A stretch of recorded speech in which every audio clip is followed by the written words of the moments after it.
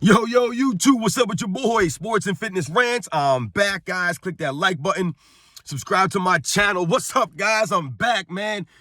Yeah, I didn't do any videos yesterday, guys, man. I'm sorry, man, but I'm back this morning, guys. I'm at the park right now. I'm getting ready to play some basketball. I always get to the court early, man. I like to get warmed up, man. You gotta get them old bones going, you know what I'm saying, guys? But what's up, everybody? Listen, man, I got a good video for you guys today, man. I'm gonna do a real quick one.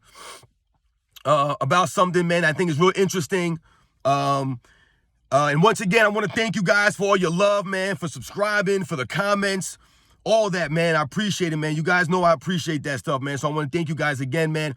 And in this video, I want to talk about Michael Jordan dominating the big man era, right? The quote-unquote big man era. And what do people mean when we say that Michael Jordan dominated the big man era? And I'm going to talk to you guys in my perspective, or how I'm going to talk, I'm going to think how I think about this, all right?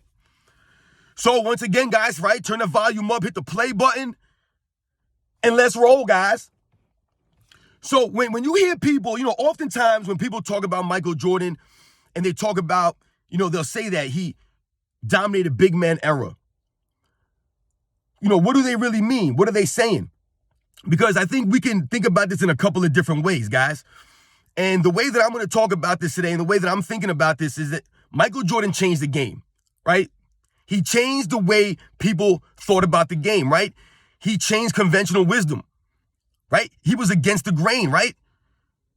And when people say that he dominated big man era, the way that I'm saying that he changed the game and the way people thought about it and the way the game was played is that if you think about the history of the NBA up until when Michael Jordan came into the league, guys, you had to have a premier big man down low, or you needed to have a quality big man or some kind of down low presence in order for you to be a consistent playoff contender or a playoff or a champion or a championship contender. You needed that big man. If you think about the history of the NBA, guys, right, all the way down to the beginning of the NBA, and you think about someone like a George Mikan, right, who was a big man, right, dominated the NBA when he was in the NBA, right? The NBA was known for being an inside-out game.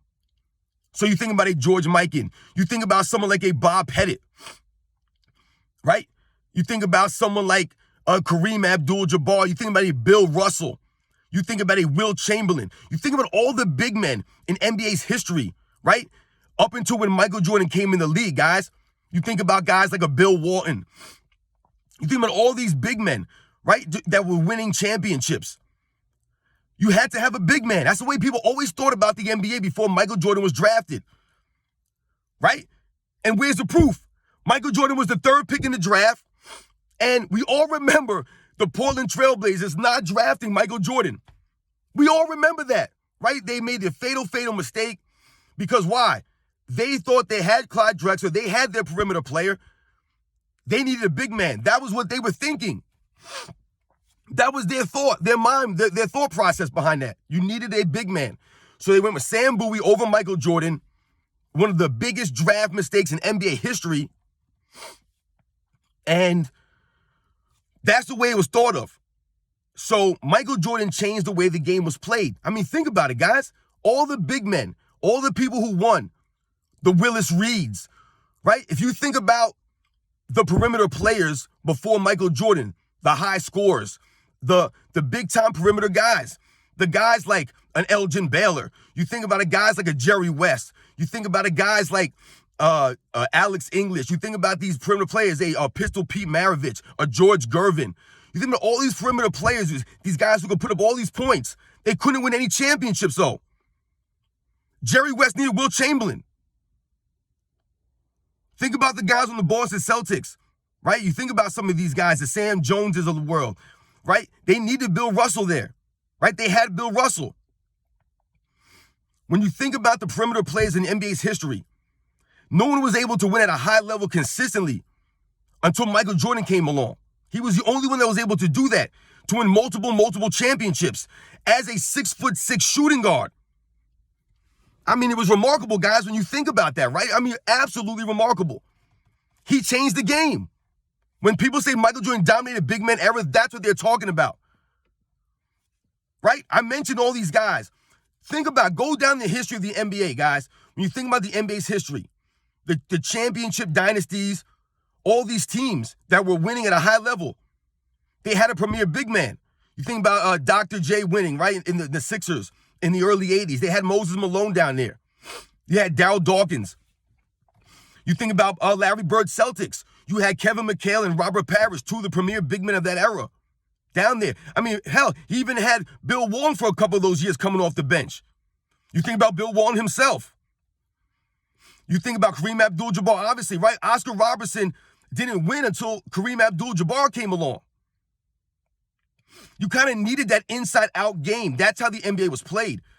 And then when Michael Jordan came along, he changed the game from an outside-in game where Michael Jordan dominated the ball. And the crazy thing about Michael Jordan, when you really think about it, guys, as it pertains to his play in the Chicago Bulls, Michael Jordan was the team's best low-post player. He was the low-post player on the Bulls. I told you guys, the Bulls would always run their offense through Michael Jordan in the playoffs, through the post. They always would do that routinely. He was their best low-post player. They didn't have anybody.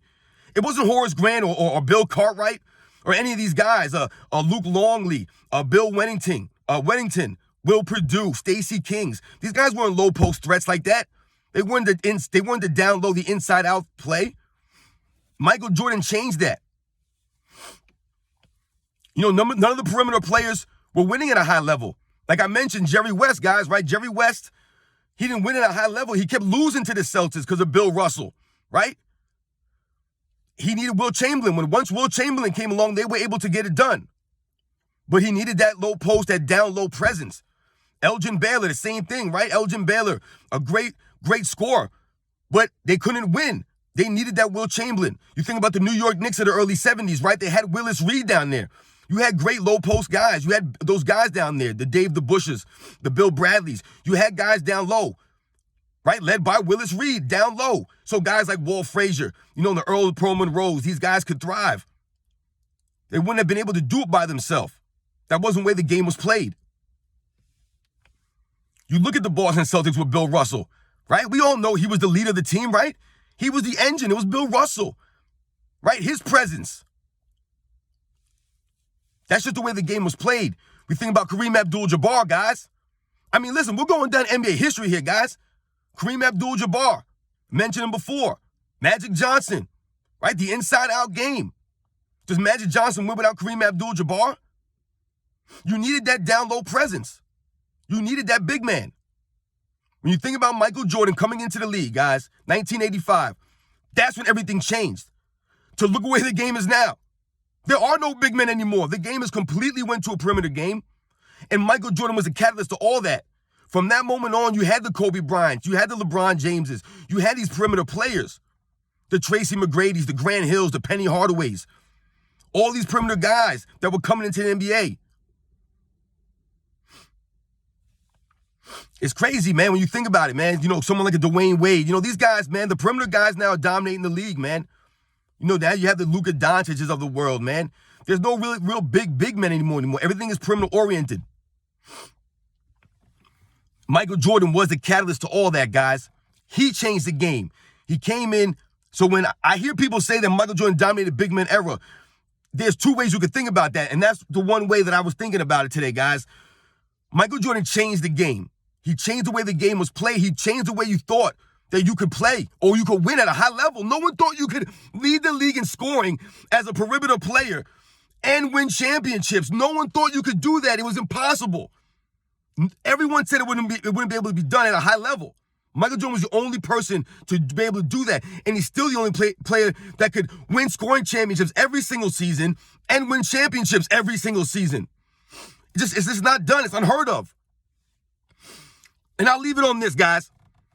When you think about Michael Jordan changing the game, we have to think about Bobby Knight because he told the Portland Trailblazers, listen, y'all need to draft Michael Jordan. And they were like, no, we're going to go with a center. We have Clyde Drexler.